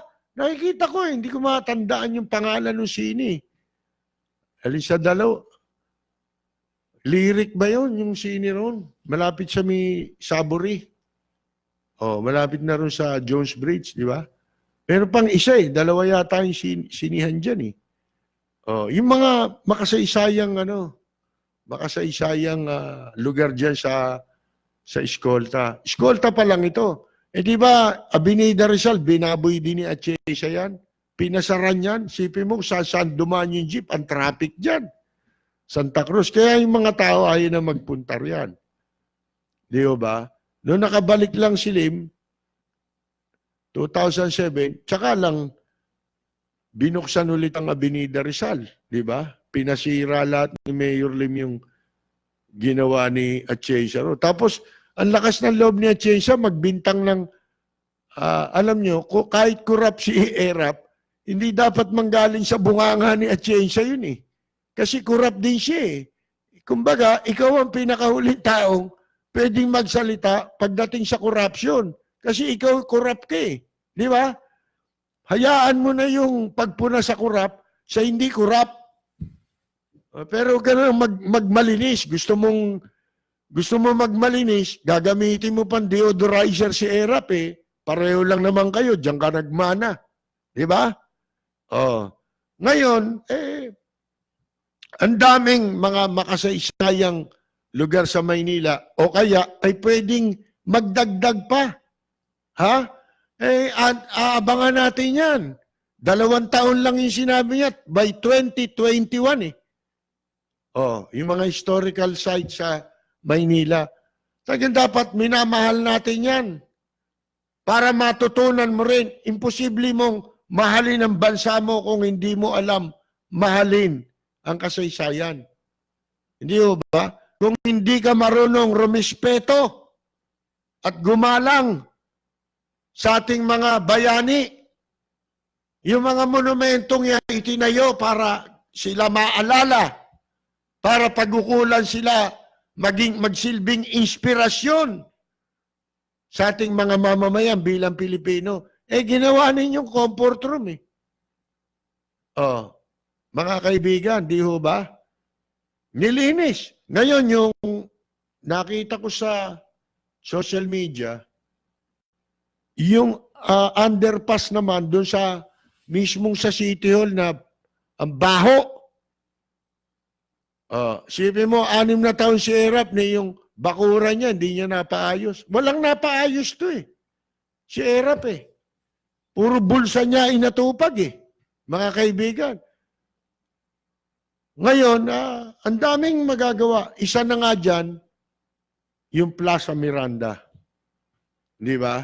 Maraming naganap na kasaysayan sa Plaza Miranda. Ultimo yung pagsabog ng Plaza Miranda. Kasaysayan yan. 1972. Na nung araw, pinagbibintangan nila dyan si Marcos. Di ba? Nakumbinsi naman ng mga tanga. Ang tangang publiko na madaling maniwala. Ito ang problema natin kasi ngayon eh. Ngayon kung ano yung marinig, naniniwala ka agad. Hindi muna nag-iisip kung tama ba sinasabi nito. Pag-isipan bago mag-komentaryo eh. Yung iba, lalo sa social media, kung ano yung nasa agap nila. Para maging in sila, para mapabilang sila. Kasi itong social media, ginagamit ngayon ng iba, baka sila maging overnight sensation eh. Nagbabaka sakali, sumikat sila dyan. Saan kasi sikat? Sa katangahan. Hindi mo na nag-iisip. Tinan mo, yung Plaza Miranda bombing. Kailan natuklasan na hindi pala si Marcos? Na totoo palang komunista may gawa. Alam ba ninyo? Si Hubito Salonga, di ba? Ang nagtapat na lathala yan sa mga periodiko na ang talagang nasa likod ng pambobomba komunista. Hindi naman si Marcos. Isipin ninyong kawalang katarungan yung pagbintangan mo si Marcos sa loob ng mahabang panahon. Patay na. Minumura mo pa dahil sa Plaza Miranda. Ngayon nagsalita to si Salonga, ayaw nyo pa rin tanggapin. Basira ulo ninyo. Si Hubito Salonga, isa sa nasabugan dun eh. Nabulag yan di ba? Nagkakuping-kuping yung kamay niya, di ba? Nakomang pa yan. Si Hubito Salonga. Nagmukhang pawikan si Salonga eh. Dahil sa Plaza Miranda. Si Ramon Bagatsing, naputol ang paa dyan. Di ba? Naging kahoy yung paan yan eh. Ngayon, eto nga ho, ang dapat gawin, i-restore. Maibalik yung kasaysayan yan. Bahagi ng kasaysayan natin yan. Walang naging leader ng bansang ito ang hindi tumindig dyan. Ang magtaka kayo. Nung araw, hindi naman ganong lagana pa mga babasahin. Kung meron man, limited yun sa mambabasa eh. Limited ang mambabasa, ang readership nun eh. Periodiko. Meron radyo. Pero magtataka ka. Ang radyo no, mahihina naman eh. 5K. Wala pang 10K yata nun eh. Ang radyo. Magtaka ka.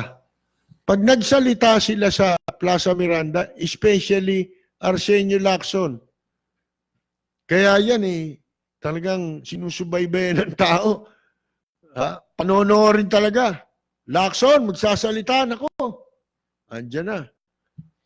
Bakit pagkatapos nilang sabihin kung ano man yung sasabihin nila sa Plaza Miranda, lumalaganap sa buong Pilipinas?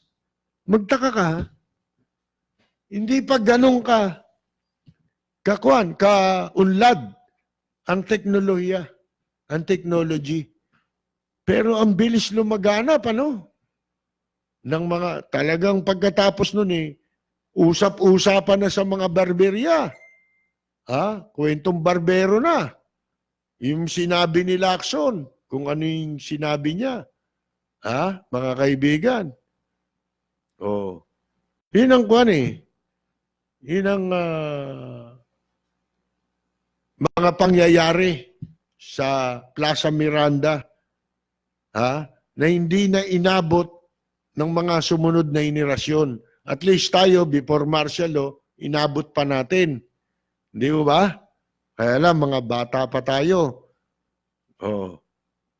Ultimo yung pagsabog ng Plaza Miranda, tao na tayo noon. Katunayan nga hindi ba, pinagtataka ng marami na hindi binibigyan ng pansin. Yung presence dapat ni Benigno, ni dating Senador Ninoy Aquino, dun sa Plaza Miranda.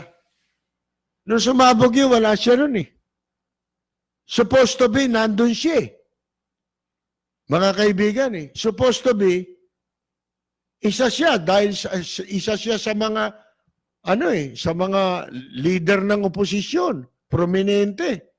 Hindi ba? Pero yun ay pinagtataka na natabunan na. Bakit wala si Ninoy doon? Nung oras na sumabog ang Plaza Miranda, ang entablado sa Plaza Miranda. Yan di ba, malimit ko rin may kwento sa inyo. Yung Manila Hilton, naging istambayan ko yan for so many years. Pero, hindi na bagong Hilton yan. Panahon na ni Marcos nung kami nakakapag-tambay-tambay dyan. Pero ibig sabihin, mga 80s na 80s, yan. Pero nung before martial law, nung katatayo ng Manila Hilton, mga kaibigan, yan, istambayan ni Ninoy Aquino yan. Yung Manila Hilton.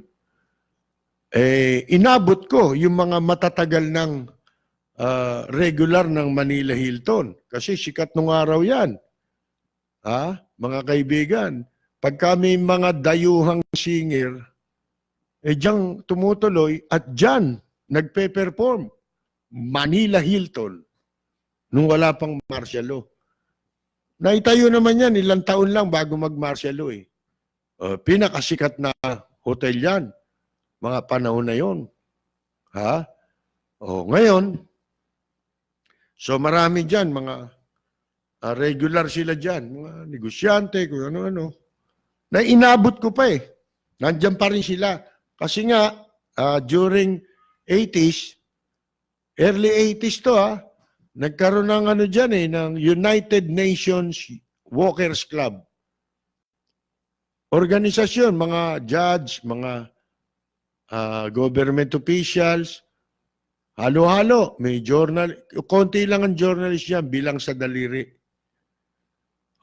Tatay ko isa sa officers. At siya ang nagpatakbo ng club na yon. Actually, ako nga ang ina-assign ng tatay ko na makipag-coordinate sa mga nasa media noon. Kaya, nagsisimula pa lang ako sa media, nakilala ko na yung mga matatagal na sa media, mga kaibigan. Dahil ako ang nag-entertain sa kanila pagka merong forum. So inabot ko at mula sa kanila ang kwento na si Ninoy Aquino nung sumabog ang Plaza Miranda, kasalukuyang nandoon, naka-check-in, nandoon sa Hilton. May kwarto si Ninoy Aquino ron Oh, may babae pa yata eh. Tapos, nung sumabog na ang Plaza Miranda, at saka nagpunta ron si Ninoy. May dalang carbine, yung baril. Na mahaba, carbine. Oh, tapos na sumabog. Ang pinagtataka nila, bakit wala siya during the program? Hindi ho ba? Magbabalik tayo pagkatapos ng ilang mensahe mula po sa ating himpilan. You're listening to DZRJ 810 AM. We'll be right back after these reminders. Jacinto Color, steel roofing, you can be sure it's durable. Jacinto style. Jacinto Color, steel roofing, high quality, with delivery. Check out Jacinto Style and other roofing profiles of Jacinto Color. Guaranteed 5-day delivery. Call 921-4444 or email us admin@jacintocolor.com. Quality, with delivery. Jacinto style. Jacinto style. Or you may text 0917-875-1867. Your health matters. You matter. And we care. Tune into Healthline with Makati Med, moderated by Nicole Jacinto, every Wednesday from 7 to 8 p.m. on DZRJ 810 AM. Experienced doctors, straight-to-the-point interaction, answers, tips, and a chance for you to take charge of your health. So tune in and don't miss a beat. Healthline is brought to you in part by PAGCOR, creating opportunities beyond gaming. Healthline is also brought to you by PCSO. Sa PCSO, bawat taya para sa kawang gawa. Radio Bandido, 810 AM. Balita, impormasyon at mga isyong may kinalaman sa bayan. Lahat isisiwalat ng walang takot. Lilinawin, hihimay-himayin, matapang, ngunit malalim at makatotohanang komentaryo sa Lapid Fire, kasama si Percy Lapid.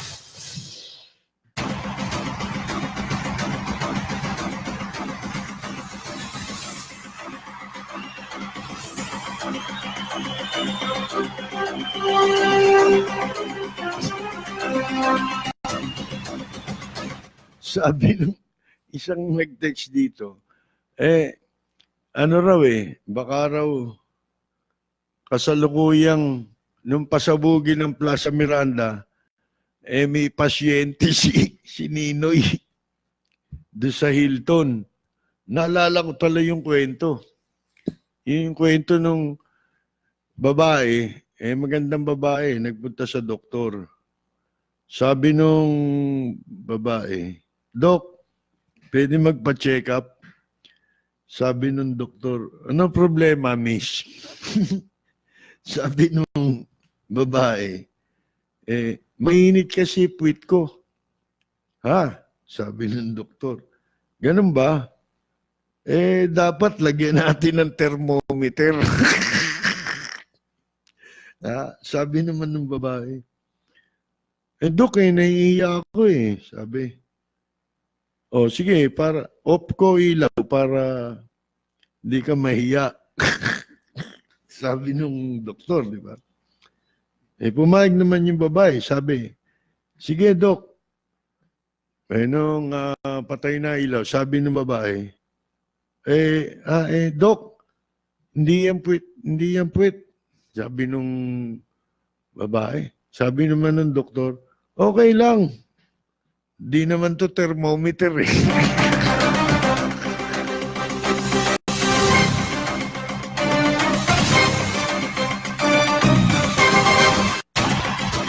Bueno, mga kaibigan, magbabasa-basa tayo ng mga reaksyon, mga pagbati dito. Nakikinig sa atin. Si Arlene Tañedo Varias, early bird dito, kanina pa ito Binabati natin at si Ramon Varias sa Amsterdam, si RJ Rivera, nanonood din po, si Joel Diaz, Marcelo Simon, nanonood from Israel, si Philip Glenn Araw, si Mr. Araw ng Quezon City, Magandang gabi. Watching on FB with backup radio para walang sablay. Yan. Sabay, ano? Kaya lang, sigurado delayed sa radyo, no? Hindi. Delayed sa ang tawag dito, internet. Si Carmela Torres Balcos na mga ano natin ito, mga katropa nating Lapid Fire. Si Vicente Prasdilla, nanonood po. Si Kaani Flormata Saludes at Kaenyang Mina, mga katropa natin yan. At Ledge Chulbo, isang musician. Si Carolina Luge. Binabati natin si Oscar De Jesus ng California. Ito, matagal na nating katropa yan ba? Si Carlos Tadeo Celestino. Si Goldie Bodomo Frischi ng Germany. Si Happy Chai, good PM. Sana ibalik ang motor ko. Double deck na from Luneta to Baclaran. Round trip, naalala ko pa, pinapasyal pa kami ng magulang namin. Yung Ross Boulevard, puro dagat pa yan dati. Oo nga, pero ano makikita nila ngayon doon kung ibabalik? Pwede magkaroon, alimbawa, magkatotoo yung pinaplano ni Isko Moreno, maganda yun eh. Gumawa siya ng ganon na para sa mga turista. Etong inutil na Department of Tourism, makipagtulungan kayo kay Isko. Alam nyo nga, pinaplano ko, di ba?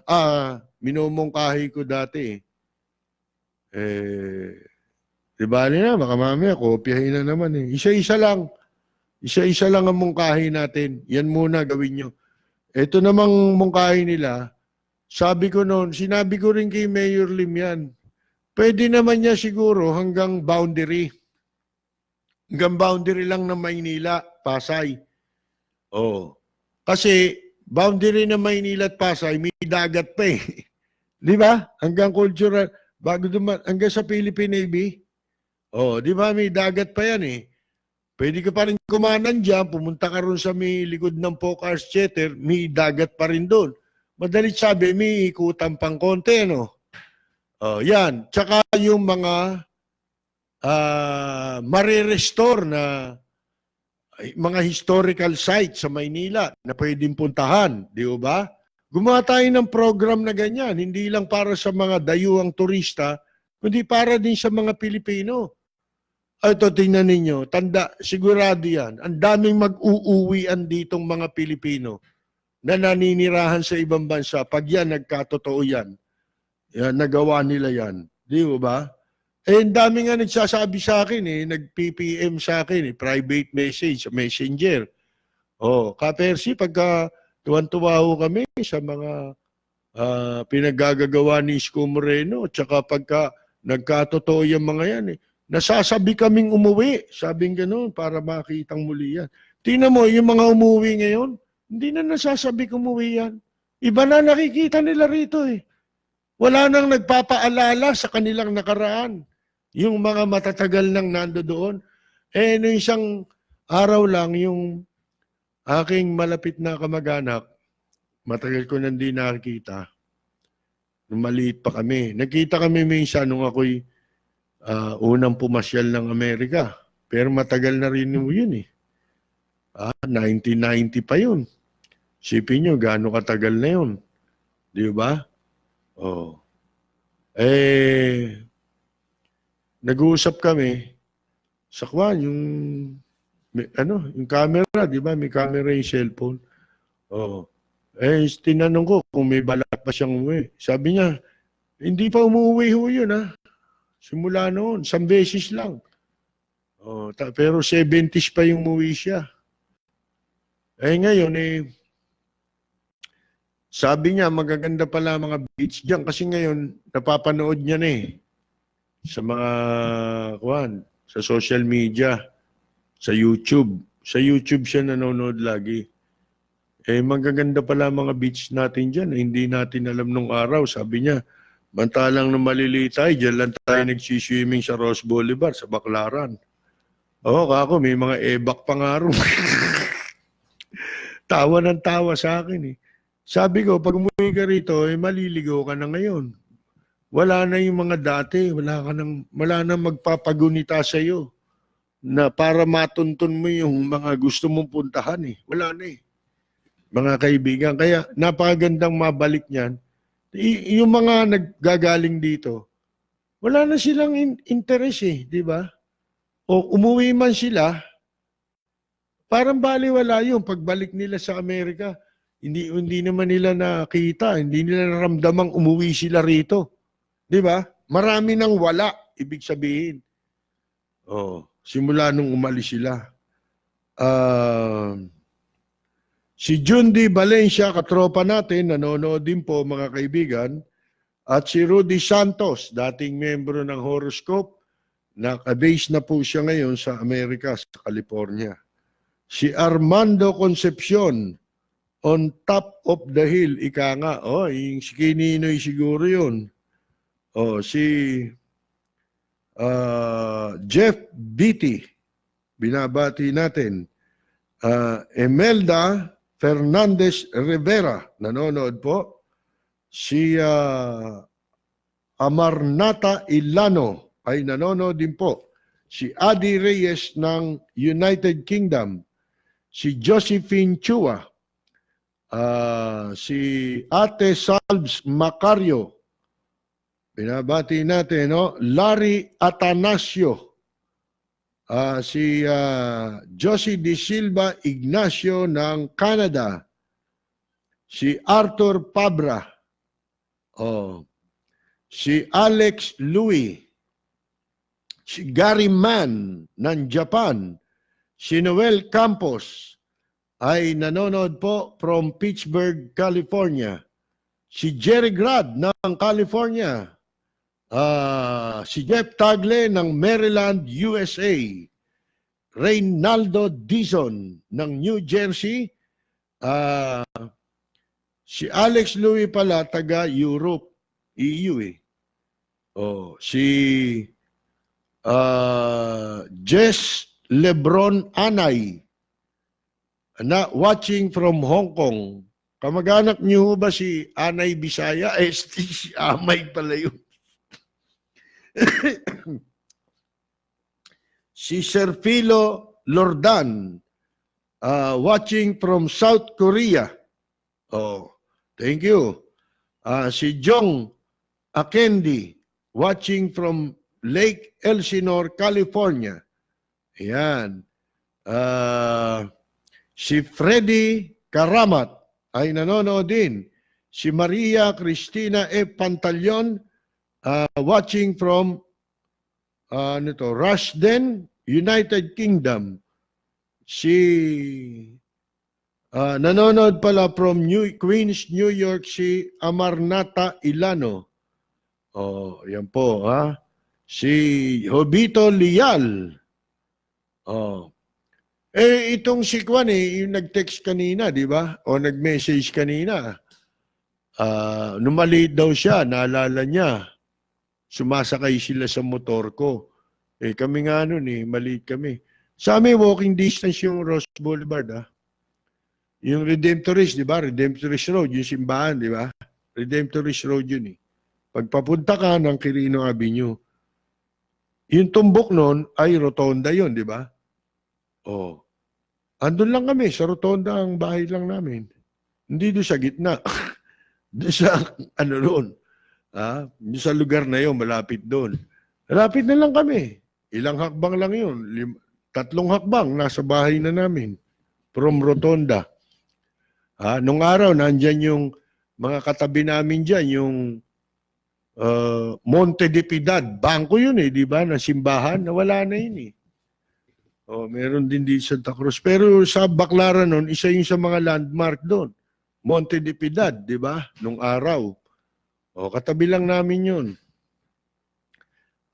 Sumasakay kami ng motor ko, lalakad lang kami. Maliit kami. At ang ABS-CBN nung araw, nandun sa Ross Boulevard. bago magkuneta Avenue, bago Pasay.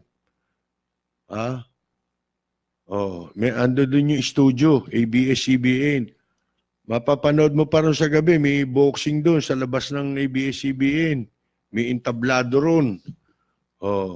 Mga mahilig manood ng boxing. Doon. Sasakay kami ng motor ko. Kano lang bayad nun? Sa taas, maraming hindi sumasakay dun sa taas, natatakot. Kasi double deck yun di ba, yung motor ko. Yung ibabaw kasi walang bubong. Maraming natatakot sumakay dun sa second floor kasi walang driver dun. Sa baba lang may driver. Yun daw ang dahilan. Si Carolina Luge, nabati na natin Si Edna Carla, ayan po. Si John Panopio ay nanonood from Australia. Si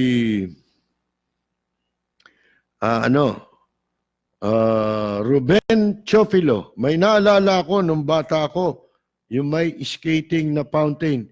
Paggabi, ang ganda ng ilaw, reflect na to. Sa Luneta ho yun. Mga kaibigan. Si Christina Laksina. Salamat po Si Mon Santiago Rael ng Caloocan. Si Tahiti po Papete Bora Bora. Nanonood. Sana wala ng public transport sa Dewey Boulevard. Private transportation motor ko at kalesa tulad nun. Nung araw, bawal ang maliban sa taxi. Bawal ang public transport doon. Yung mga truck na malalaki, bawal dumaan yan doon. Kaya ngayon, kita ninyo. Traffic sa Ross Boulevard, pati bus dumadaan dyan.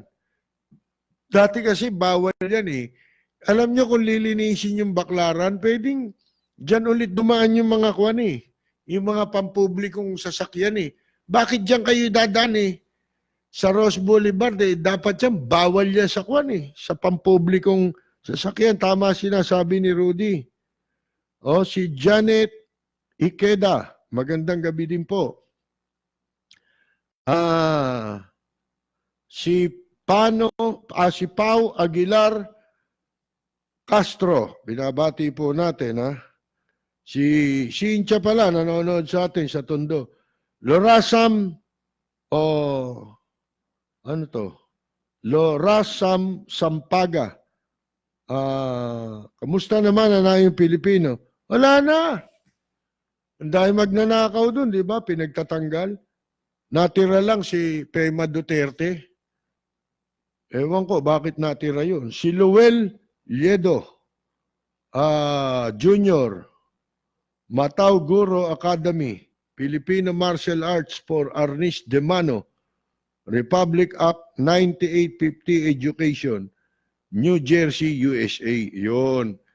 Etong si Luel siguro, Liedo, ito, mga kaibigan. Alam niyo, yung Arnis, di ba? Filipino martial arts talaga yan. Isa yan sa mga dapat kinikilala ng mga kabataan niya. Hindi na nila alam yan Marami na hindi nakakaalam dyan Si Jennifer O'Connor Del Mundo, binabati natin from California. Si Robert Lee, doktor pala yan, si Jennifer.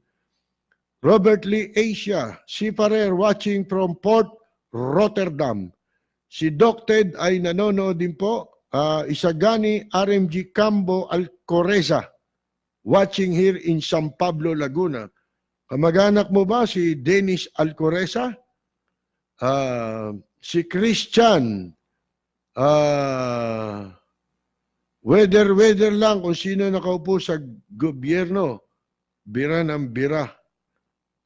Sabi niya.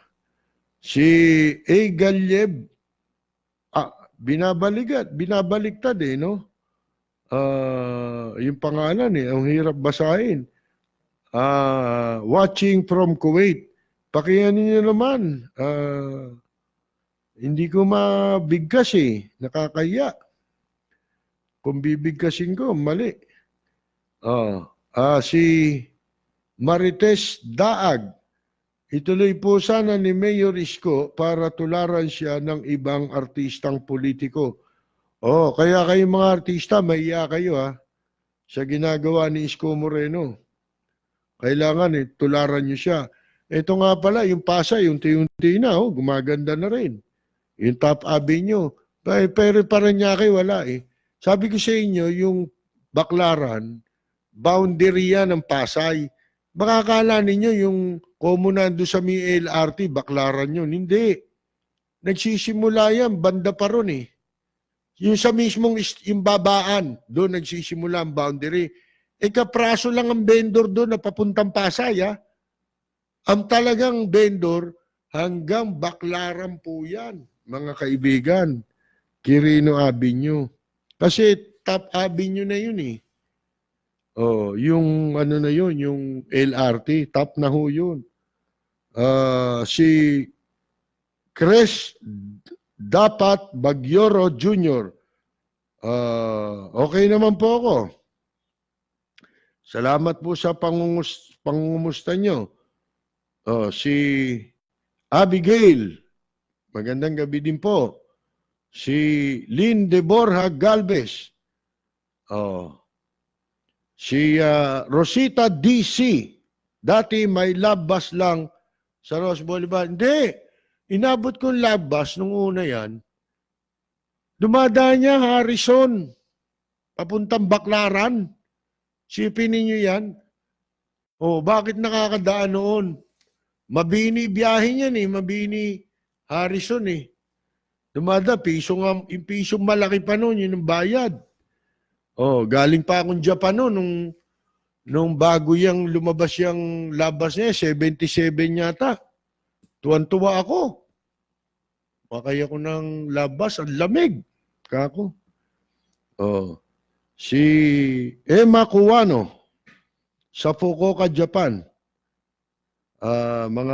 Pamilya ng musician ito.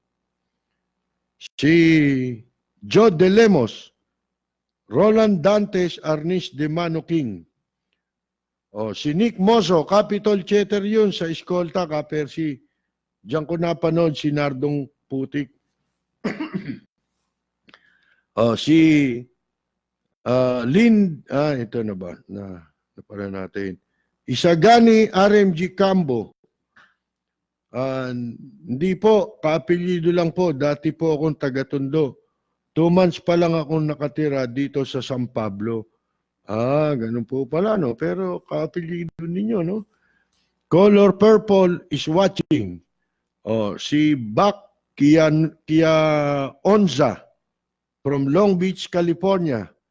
Nanonood po si Paterno Limcaco Jr.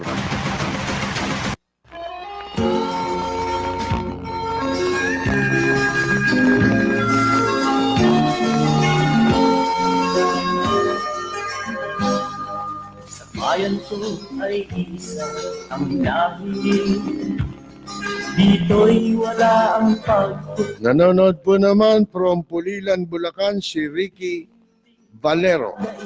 Sadyang kilala sa daigdig, may pagkakaisa sa bawat nais. Ang bayan ko'y punong-puno ng yaman. Bakit ito'y kailangan pang iwanan? Hindi nga ba't anong sarap mabuhay ng buong ganap? Sa bayan mo, sumabit man yaong wakas. Dito sa bayan. Mga kaibigan, wala na naman po tayong oras. Diyan po tayo pansamantalang muling magpapaalam. Habol natin pagbati kay Lolo. Dito sa bayan ko, dito'y Sa pamilya Tado, diyan po sa Barangay Silangan, Quezon City. nagmamahal sa'yo. Salamat po sa lahat ng mga sumubaybay ng ating palatuntunan sa radyo. Dito po sa makasaysayang himpilan ng DCRJ, ang Radyo Bandido. Sa mga nanood ng ating pong live streaming. Sa pangalan po ng ating Technical Director, si Braille. Ito po si Percy Lapid. Kami po'y babalik bukas sa ganito ring oras at timpilan. Maraming salamat at magandang yumaga! Lito Lapid! Ang pag-ibig ay kulay dito sa bayan ko. Dito'y makikilala mo ang mga kaibigang nagmamahal sa'yo. Dito sa bayan ko, lahat kami pantay-pantay.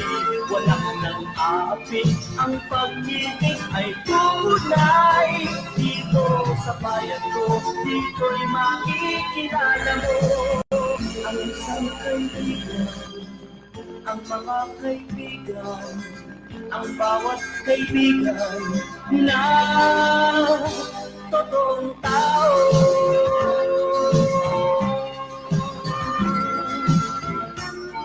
Dito sa bayan ko.